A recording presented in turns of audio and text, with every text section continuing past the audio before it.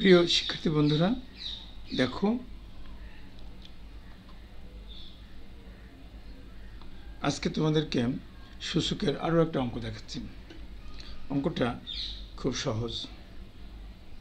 প্রথমে লিখে নাও, দেওয়া আছে a square equal to B cube. এবার বাম পক্ষ লিখে নাও। বাম পক্ষটা আমাদের আছে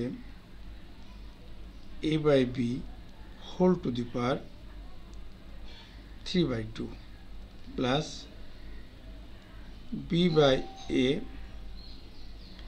whole to the power 2/3।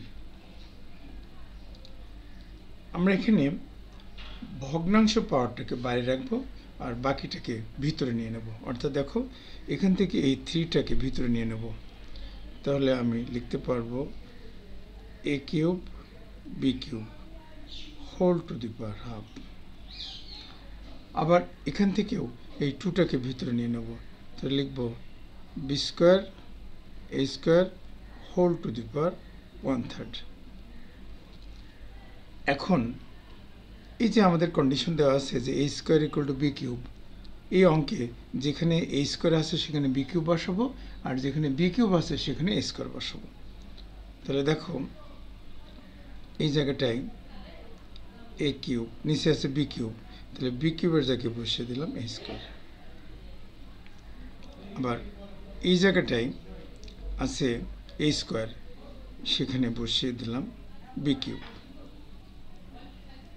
Whole to the power 1/3।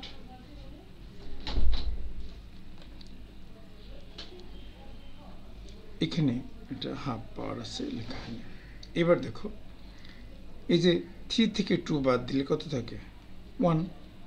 তাহলে 3 থেকে 2 বাদ দিলে 1, তাহলে এটাকে আমরা লিখতে পারি a to the power half plus 2 থেকে 3, এই দুটোর বেজ সমান। 2 থেকে 3 বাদ দিলে থাকে b টু দি পাওয়ার -1, তার উপরে 1/3 লিখে দিলাম। এখন আমরা খুব সহজেই বলতে পারি a to the power half plus b to the power -1/3, এটাই ডান পক্ষ।